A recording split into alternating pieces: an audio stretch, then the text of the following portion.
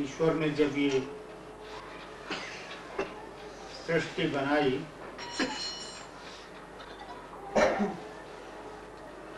तो पहले अपनी शक्ति से चीजें उत्पन्न की।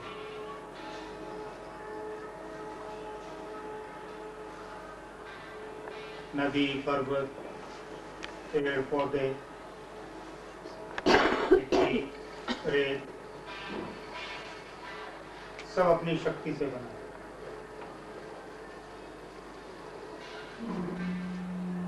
फिर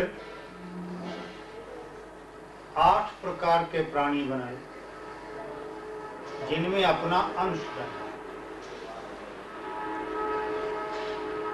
वो अंश आत्मा है।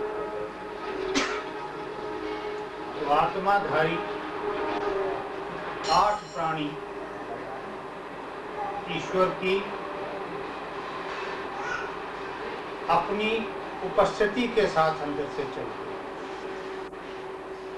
उनके अंदर ब्रह्म मौजूद है, आत्मा रूप। बाकी सब वस्तुएं उसकी शक्ति से चलती है।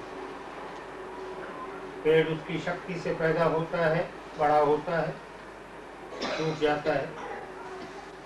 नदी उसकी शक्ति से जल का प्रवाह चलता है, हवा उसकी शक्ति से चलती है। अब उसका अंश इन चीजों में नहीं है। ये आत्माधारी वस्तु में नहीं। पत्थर में आत्मा नहीं, ईंट में आत्मा नहीं, लोहे की छत पड़ी है, गार्डर पड़े हैं, इनमें आत्मा नहीं है, पंखे में आत्मा नहीं है। लेकिन ये सब चलते हैं। पत्थर भी चलते हैं, विदर करते हैं, घिस घिस के रेत बनते हैं। पत्थर के अंदर से भी घास बाहर निकल आती है। तुम अपने लॉन में खाद भी डालते हो, पानी भी डालते हो, नहीं उगती। लेकिन पत्थर के भीतर से पौधा निकल आता है। जहां उसकी शक्ति काम करेगी वहां सृजन हो जाएगा। जहां शक्ति काम नहीं करती वहां सृजन नहीं होगा। 8 प्रकार के प्राणियों में अपना अंश डालकर उनको आत्मा देकर ब्रह्म ने भेजा और एक विकास का नियम बना दिया कि तुम नीचे से शुरू होके ऊपर ऊपर चलते जाओ और अंत में वह बन जाओ जो मैं। तो पहले तो ये समझ लो कि वो 8 प्रकार की चीजें क्या हैं। मनुष्य बनने से पहले 3 प्रकार के प्राणी हैं। इन्हीं 3 प्रकार के प्राणियों में 84 लाख बार जन्म लेके मर के आत्मा मनुष्य बनती है, पुरुष या स्त्री बनती है। पहले हैं जलचर, पानी में रहने वाले जीव, लाखों की संख्या में, जिनको सी बर्ड्स कहते हैं। सांप हैं, बिच्छू हैं, मछलियां हैं, भेल मछली है, सैकड़ों प्रकार की मछलियां, सैकड़ों प्रकार के सांप, कॉकरोच, ये सब जलचर। यहां से विकास करती है आत्मा तो थलचर बनती है, पृथ्वी पर चलने। गाय है, भैंस है, बकरी है, घोड़ा है, मृग है, हिरण, हाथी है, ये सब थलचर है। सब में आत्मा। और इससे विकास करके नभचर बनते हैं, आकाश में उड़ने वाले, आकाश में रहने वाले पक्षी बनते हैं। पशु से पक्षी रूप विकास का रूप। धरती पर नहीं आता पक्षी, आया दाना दून का चुना भाग, रात को भी पेड़ पे सोएगा। धरती उसका घर नहीं, आकाश में उड़ेगा और जब रात हो गई, जब थक गया तो आकाश में ही रहे, पेड़ पर रहे, मकान की छत पे रहे, धरती पर। 84 लाख जन्म इन 3 रूपों में भोगने के बाद आत्मा को मनुष्य रूप में, मनुष्य रूप में 5 अवस्थाएं हैं उसके विकास की। पहली प्रकार के लोग हैं साधारण प्राणी, जो अपने कर्म फल को भोगते रहते हैं, नया कर्म फल बनाते रहते हैं, उसका बैलेंस बना लेते हैं, उससे अगले जन्म में उसको भोगते हैं, अगले जन्म का फिर नया काम शुरू हो जाता, मरते रहते हैं, पैदा होते रहते हैं।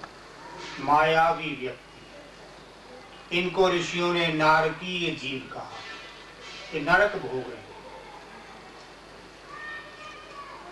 हर बार माँ के पेट में मलमूत्र में रहे 8-9 महीने, जन्म ले लिया, फिर जैसे तैसे अपना जीवन काटा, चिता पर लेटे जले समाप्त हुए, फिर अगले गर्भ की तलाश।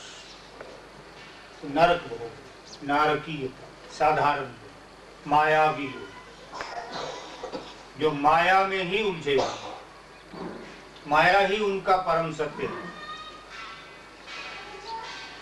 और मूर्ख इतने हैं, उसको भी ग्लोरीफाई करते हैं। जिस बाप ने सारी उम्र भगवान का नाम नहीं लिया होता, साधना नहीं की होती, ध्यान नहीं किया होता, उसके मरने पर भी लिखते हैं कर्मयोगी। कर्मयोगी का क्या अर्थ है? जो केवल कर्म किया जिसने, तो केवल कर्म करने वाला तो माया से ही उलझा रहा। कर्म योगी कहना कोई सम्मान की बात नहीं है किसी। केवल कर्म किया, केवल कर्म तो प्रकृति ही करा लेती है, तुम क्या करोगे? छोड़ती नहीं है। उसने जो तुम्हारा पिछड़ा पड़ा है हिसाब, उसके भुगतान में घेर घार के ऐसी परिस्थितियां बना देनी है कि वही करोगे जो प्रकृति चाहेगी। और जो प्रकृति चाहेगी उसको रोक कितनी देर लोगे? सांस है, रोक के दिखाओ, कितनी देर रोक लो? टट्टी पेशाब है, रोक के दिखाओ, कितनी देर रोक? भूख है, प्यास है, निद्रा है, रोक के दिखाओ, कितनी देर रोक लो? प्रकृति को करा ही लेती। कर्म का योग क्या हुआ? योग तो कर्म के वशीकरण का नाम है, कर्म के करने का नाम योग नहीं। तो साधारण प्राणी, जो कीड़े मकोड़े तो नहीं रहे, स्त्री पुरुष बन गए, लेकिन व्यवहार में कीड़े मकोड़े ही गए। व्यवहार में अंतर नहीं। भूख लगी खा लिया, नींद आई सो गए, प्यास लगी पानी पी लिया, बस। ये काम तो मछलियां भी करती हैं, ये तो गाय भैंसे भी करती हैं। भूख लगी, जहां घास देखी मुंह मार ली, प्यास लगी, जहां पानी देखा पी लिया, अच्छा बुरा भी नहीं देखा, गंदा भी देखा, सड़क पे खड़ा भी पी लिया। तुम थोड़ा सा सड़क पे खड़ा नहीं पीते हो, घर आके नल का पानी पी लो, कुएं का पानी पी लो, अंतर कोई नहीं।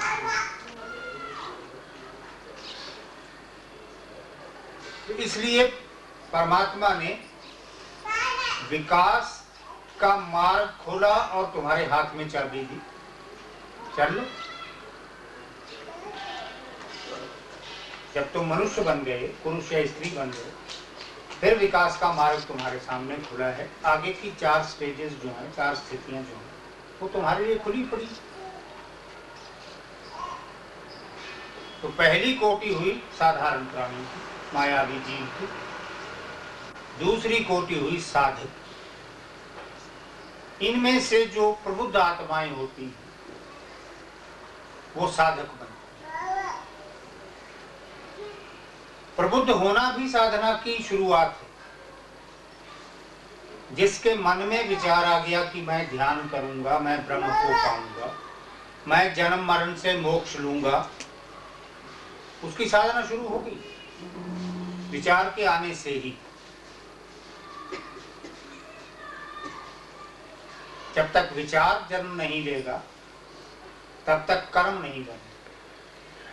पहले विचार आता है, फिर कर्म हो। साधारण दुनिया में भी तुम कोई कर्म तब तक नहीं करते जब तक विचार उसका नहीं आता। पहले विचार आएगा दफ्तर जाना है, फिर तैयार होना शुरू करो। अगर विचार सुबह उठते ही आगे आज छुट्टी भेजनी है तो तैयार भी नहीं हो, क्योंकि कर्म जो है वो विचार से जन्म लेता। तो जिसने विचार कर लिया, गुरुवाणी कहती है देख ही शब्द विचार, शब्द पर विचार करके देखो, बस यहां से साधना शुरू हो जाए। शब्द ब्रह्म, ब्रह्म का विचार जब मन के अंदर जाग उठेगा तो साधना की शुरुआत हो जाएगी। और जिसने साधना कर ली वो प्रबुद्ध से भी आगे निकले। विचार आने की स्टेज तक तुम प्रबुद्ध हो, साधारण नहीं। आम आदमी से भिन्न हो गए, क्योंकि आम आदमी ब्रह्म की सोच ही नहीं रहा है, वो केवल अपने घर की सोच रहा है, अपने परिवार की सोच रहा है, अपने आप की सोच रहा है। तुमने उससे आगे एक कदम बढ़ा लिया, आत्मा की सोच नहीं है, तो तुम प्रबुद्ध हो। और प्रबुद्ध होकर जब तुम साधना में लग गए तो साधक हो। साधक जो है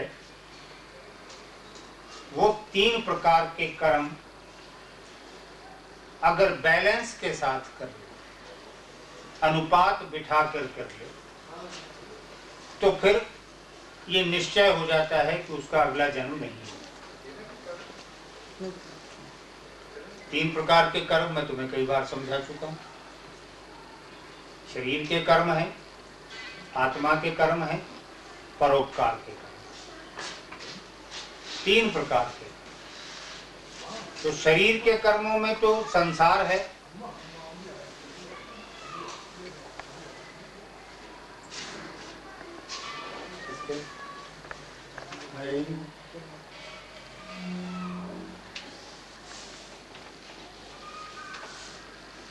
तीन प्रकार के कर्म। शरीर के कर्म, जिसको देन लेन कहते हैं साधारण भाषा, किसी का देना है, किसी से लेना है, इसके ऊपर कोई कर्म ही नहीं। जिसका कोई देना लेना नहीं है उससे परिचय नहीं होगा सारी उम्र। कांटेक्ट में ही वही आएगा जिससे लेना है या देना।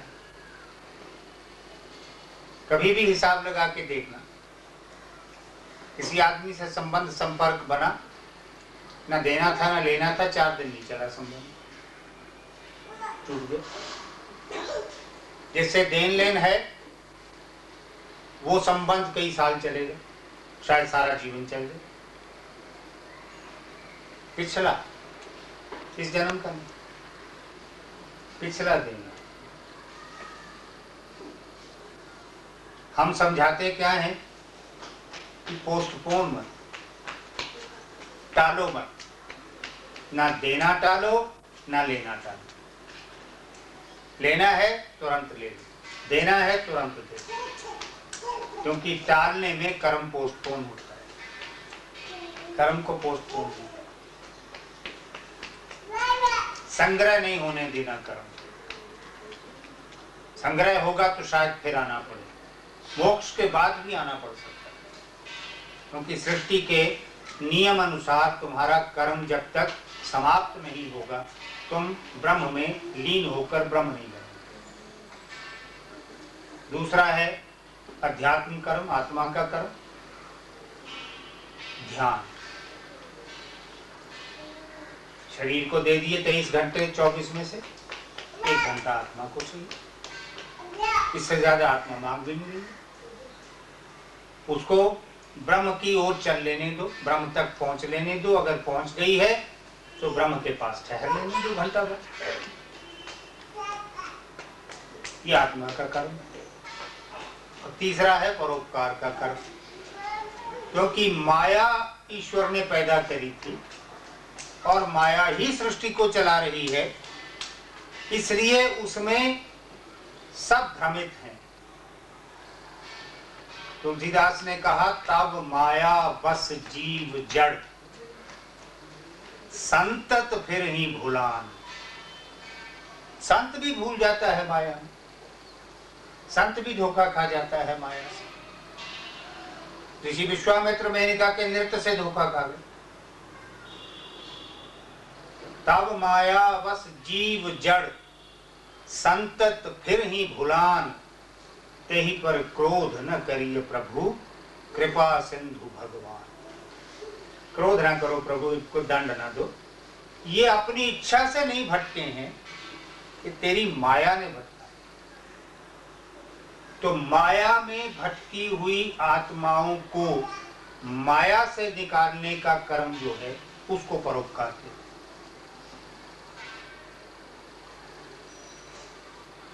किसी के शरीर का उपकार परोपकार नहीं है। नंगे को कपड़ा दे दिया, भूखे को रोटी दे दी, ये तुम्हारा सामाजिक धर्म है। तुम्हारे पास फालतू है, उसके पास नहीं है, दे दो। तुम्हारे घर में 20 किलो आटा पिसा पड़ा है, दरवाजे पर एक आदमी खड़ा है जिसके घर में आटा ही नहीं है, उसको 2 मुट्ठी दे दो। ये परोपकार नहीं कर रहे हो, ये तुम अपने सामाजिक दायित्व का निर्वाह कर रहे हैं। परोपकार है तब माया बस जीव जड़ संत फिर ही भुलान। ये जो भुलान संत फिर रहे हैं, इनमें से संतों को संत बना दो। संतत्व तो सबके ही अंदर है, आत्मा तो सबके ही अंदर, दुष्ट से दुष्ट आदमी के अंदर भी, और वो ब्रह्म का ही अंश है, वैसा ही अंश है जैसा तुम्हारे अंदर है। लेकिन उस पर जो माया का पर्दा उसने डाल रखा है, उसको अगर तुम किसी तरह हटा सकते हो, हटा। तो साधक जो ब्रह्म की साधना करता है, जो ब्रह्म की प्राप्ति का प्रयत्न करता है और अपनी आत्मा के ब्रह्म तक पहुंचने का रास्ता खोलता है, प्रशस्त करता है, वो दूसरी कोटि है मनुष्यों। और जब तुम्हारी आत्मा ब्रह्म से साक्षात्कार कर लेती है, उसके बाद वो अपनी शक्ति से ब्रह्म तक पहुंचने के योग्य हो जाती है। जब तक साक्षात्कार नहीं होता, कोई भी आत्मा गुरु की शक्ति के बिना यात्रा नहीं कर सकती। लेकिन जब बुद्ध हो जाते हो तुम, तो फिर गुरु की शक्ति नहीं चाहिए। अपनी शक्ति से तुम ब्रह्म तक जा सकते हो, अपनी ऊर्जा से ब्रह्म तक जा सकते हो। तो तुम साधक से एलिवेट होकर बुद्ध बन जाते। और ये तीनों प्रकार के कर्म और ज्यादा जरूरी हो जाते हैं बुद्ध के लिए, क्योंकि बुद्ध को अगला जन्म नहीं लेना होता। तो कोई मूर्ख बुद्ध होगा जो अपने अगले जन्म का प्रबंध कर ले, बैलेंस क्रिएट कर। बुद्ध तो कहते ही समझदार को है, जिसको बुद्धि आ गई वो बुद्ध हो गए। तो समझदार तो वही है जो संग्रह होने नहीं। लेकिन जो कर लेता है उसको आना पड़ता है अल्प मृत्यु के लिए। मां के पेट में मर गया बच्चा, तो ऐसी आत्माएं होती, पैदा होते ही मर गए। 10 दिन का 20 दिन का होके मर गया, साल 6 महीने का होके मर गया, 10-12 साल का होके। ये सारी मृत्यु जितनी है ये उन आत्माओं की है जिनका इतना इतना बैलेंस छूटा हुआ। लेकिन आना पड़ा, और आने का मार्ग वही है, मां के पेट से जाने का मार्ग वही है। या मिट्टी में गाड़ा जाएगा, या चिता में जलाया जाएगा, या नदी में बहाया जाएगा, या पशु पक्षी खा जाएंगे। कि शरीर को तो नष्ट होना है, और नष्ट होने के यही साधन है प्रकृति के पास। जला दो, दबा दो, खा दो। तो बुद्ध जब हो जाता है तो फिर उसमें से प्रकृति चुनती है कुछ लोगों को साधना के लिए, जो बाकी लोगों को साधना के मार्ग पर चला सके,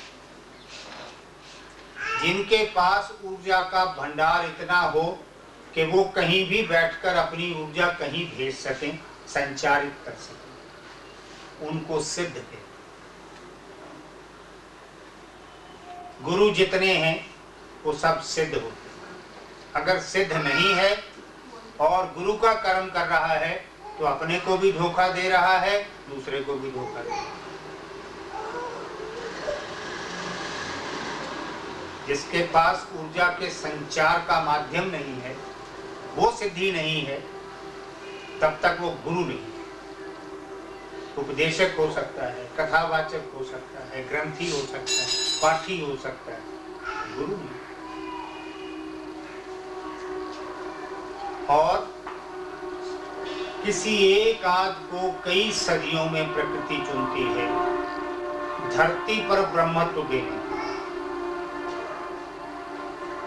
वो धरती पर ब्रह्म बन जाता, बिना शरीर को छोड़े ब्रह्म बन जाता, भूख प्यास निद्रा सबसे ऊपर उठ जाता है, अपने शरीर से विमुख हो जाता है और उसके अंदर ब्रह्म तेज इतना भरता है कि उसको देखना आम आदमी के लिए संभव ही नहीं।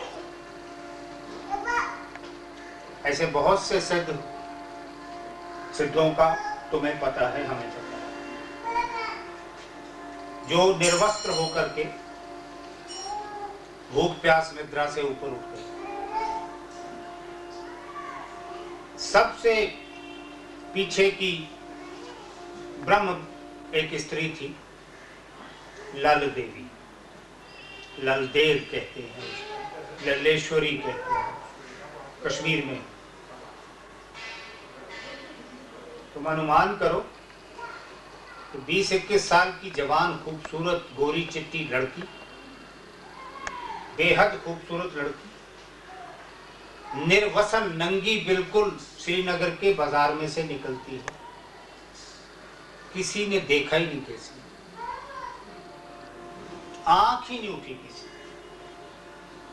उसने जब एक पैर उठाकर आगे रखा चलने के लिए, दूसरा तो सैकड़े लोगों के हाथ पड़े उसके पैर के नीचे मिट्टी उठाने को, सिर में डालने।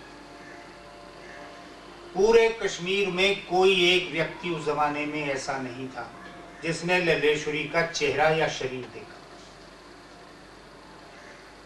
ऐसा एक आध ब्रह्म कई सदियों में सृष्टि बनाती है, जो अपने पूरे वातावरण को ऊर्जा से भरकर, सात्विक ऊर्जा से भर करके जगा करके चला जाता।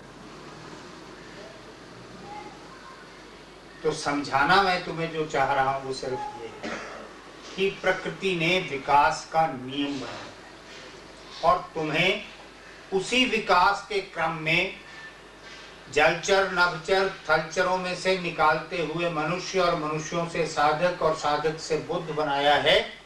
तो इस विकास की प्रक्रिया को बंद मत होने दो। जब तक सांस है, एलिवेशन और साधना और आगे चलना, ये वृत्ति बनाए रखना, ताकि किसी भी अवस्था में आप फिर लौट करके इस दुनिया में ना आना। मोक्ष से बड़ी कोई वस्तु नहीं। जन्म कितना ही बढ़िया घर में हुआ हो, कितनी ही सुख सुविधाएं परमात्मा ने दे दी हैं, नानक दुखिया सब संसार। दुख तो उसको भी है जिसके पास billions of money, billions of rupees, billion of pounds हैं। क्या वो सुखी है? अगर धन से सुख मिलता फिर तो बड़े बड़े लोगों ने कब का सुख खूंटे से बांध के बाहर गाय की तरह खड़ा कर दिया। सुख धन से नहीं मिलता, सुख फकीरी से मिलता। और फकीरी दिखावे की नहीं, फकीरी मन की चाहिए।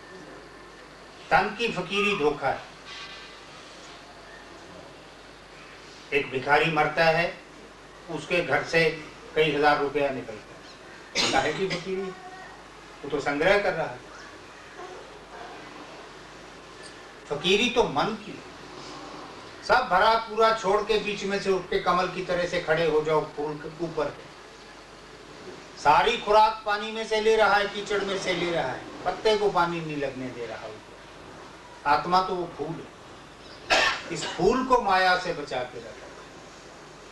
शरीर को रहने दो माया में, वहीं से भोजन लेना है। फूल को बचा के रखना, उसको माया का पानी नहीं लगेगा।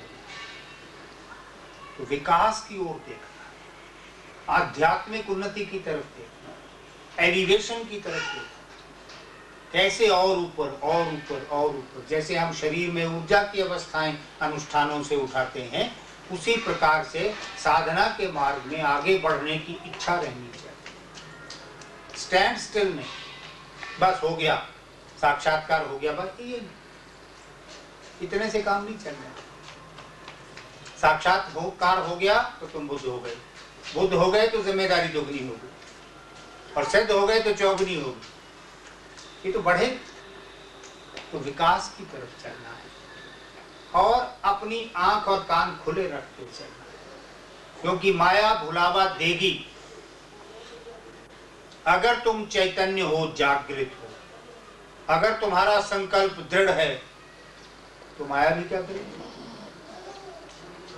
एक आदमी ने ज्योतिषी को हाथ दिखाया, उसने कहा भाई तेरा शनि बहुत खराब है। उन्होंने कहा महाराज उपाय करो। बोला 20 रुपए लगेंगे। बोला महाराज मेरे पास तो 20 है नहीं। बोला 10 दे दे। महाराज 10 भी नहीं। बोला 5 दे दे।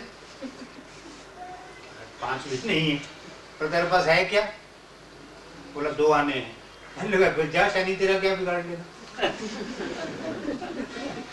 जब तेरे पले है ही कुछ नहीं तो क्या करेगा तेरा शनि? तो अगर कर्म है तुम्हारे हाथ में, तो सारे ग्रह तुम्हारे अनुकूल। विवेक है अगर तुम्हारे, चैतन्य हो अगर, जागृत हो अगर, और नहीं है, विवेक नहीं है, तो तुम्हारे हाथ से इतनी गलतियां हो जाएंगी कि तुम्हारा बैलेंस शीट खराब हो जाए पूरे का। तो उस विवेक को जगा कर रखना और विकास का ध्येय बनाकर कि बढ़ना है और आगे चलना है और आगे चलना है, ये उद्देश्य होता है एक व्यक्ति का, जिसके पास आत्मा और शरीर दोनों की चेतना, दोनों की बुद्धि काम करती है। मेरा आशीर्वाद तुम लोगों के लिए, ईश्वर तुम्हें सामर्थ्य दे विकास का संकल्प बना के रखने का और विकास के मार्ग पर चलने का।